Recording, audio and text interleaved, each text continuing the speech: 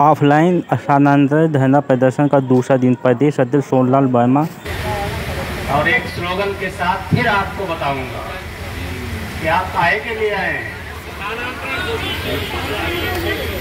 हम अपना अधिकार मांगते नहीं किसी से भीख मांगते। हम अपना अधिकार मांगते नहीं किसी से भीख मांगते। इंकलाब इंकलाब जिंदाबाद। धन्यवाद। अभी आपके महामंत्री जी ने आपके बीच में अपनी बात को रखा है। बहुत गंभीरता पूर्वक सभी उसका अनुसरण करेंगे। जो कुछ हुआ है, आज आपके प्रतिनिधि मंडल की वार्ता विभाग की माननीय मंत्री स्वतंत्र प्रभार गुलाबो देवी जी से हुई और बहुत ही सकारात्मक रूप से वार्ता हुई। वहां पर एक आईएएस भी बैठे थे जिन्होंने 24 जुलाई को आपके समक्ष एक आदेश निर्गत किया था कि ये ऑफलाइन स्थानांतरण की कार्यवाही सुनिश्चित की जाए और 7 जून का भी उन्हीं का आदेश है। और उस कार्यवाही के पश्चात जो विलंब की स्थिति है वो स्थिति क्यों बनी, पहले इस पर हम 2 मिनट। माननीय मंत्री महोदया, क्योंकि हम सभी जानते हैं हम ही लोगों के सहायता प्राप्त माध्यमिक विद्यालय से पहले प्रवक्ता फिर प्रधानाचार्य के पद से निकली हैं और बहुत ही सहानुभूतिपूर्वक उन्होंने ये अफसोस जाहिर किया कि आप सभी शिक्षकों के साथ में इतना धैर्यपूर्वक लगातार इस बारिश की परवाह किए बगैर अनुशासित ढंग से अपने धरना प्रदर्शन को संचालित कर रहे हैं। इसलिए ये संगठन बधाई का पात्र है। सभी को डर था, चाहे इस विभाग के अंदर जहां बैठे हुए हों, यहाँ के सर्वोच्च अधिकारी रहे हों, पुलिस विभाग रहा हो, उसको इतना भय था कि कहीं न कहीं लॉ एंड ऑर्डर की स्थिति बिगड़ सकती है। लेकिन आपका नेतृत्व, आपका संगठन, आपके पदाधिकारियों ने सभी को यह आश्वस्त किया था कि आप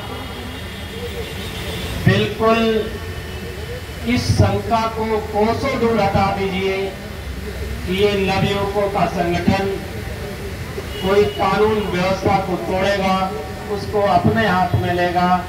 इसलिए बेहतर है कि हमको जो लोकतांत्रिक तरीका है उसका अनुपालन करते हुए हमको विरोध दर्ज करने दिया जाए।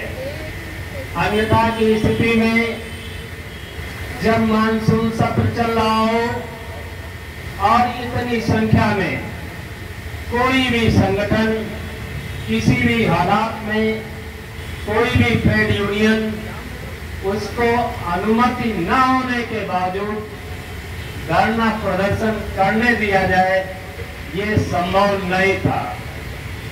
और उसी के दृष्टिगत हमारे जिलों के जिला अध्यक्ष और मंत्रियों को उनको होम अरेस्ट भी किया गया। मुझको रात को थोड़ा बाहर भी निकलना पड़ा क्योंकि मुझे ये संदेह था कि यदि ऐसी विपरीत परिस्थिति आती है तो हमारे जो सहयोगी साथी हैं, बहने हैं, ये कहीं कहीं दिग्भ्रमित होंगे। क्योंकि एसीपी को मैंने ये सीधा उनको उनकी चुनौती को स्वीकार किया था कि यदि आप मुझे रोकेंगे तो निश्चित रूप से लॉ एंड ऑर्डर की जो सिचुएशन है वो विपरीत हो सकती है। क्योंकि हम पीड़ित हैं, लगातार पीड़ित हैं। हमारा ऑफलाइन स्थानांतरण आदेश जो निर्गत हो जाना चाहिए अभी तक निर्गत नहीं हुआ है। लेकिन इन सबके बावजूद हम सबको विधिवत अपना कार्यक्रम संचालित करने के लिए किसी प्रकार की कोई बाधा नहीं उत्पन्न हुई।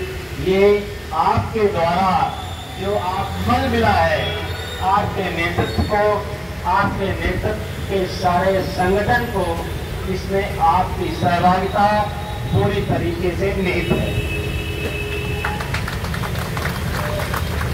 शिक्षा मंत्री महोदया ने पहले हम लोगों को काफी देर इस दिशा में ले जाने की कोशिश की कि आप मुझे 15 दिन का समय दें।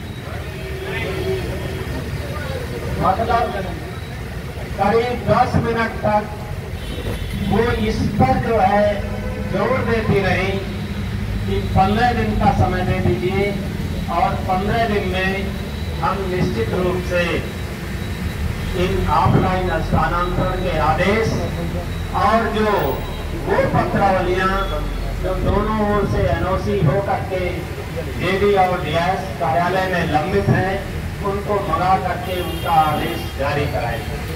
मैंने कहा ये हमारे बस में नहीं है मैडम। हम आपको ये आश्वासन दे सकते हैं कि ये आज का धरना एक कसौटी पर है। ये शिक्षक शिक्षिकाओं की जो पीड़ा है उनसे मैंने अवगत कराया कि आज तो हमारी मातृ शक्ति जो है उसकी संख्या जरूर कम थी, लेकिन जब कल यहाँ पर लगातार बारिश हो रही थी तो मैंने देखा कि कोई एक बहन अपने 6 माह 8 माह के बच्चे के साथ भी आपके बीच में आपका संबल बढ़ाने के लिए हाजिर थे। मैं उसको नमन करता हूं। अब ये कसौटी है क्योंकि मैंने उनको साफ उत्तर दे दिया है। फिर काफी देर तक अधिकारी, निदेशक महोदय, उप सचिव महोदय, उनके सचिव इस बात पर जोर देने की कोशिश कर रहे थे कि वार्ता हो गई है, बहुत ज्यादा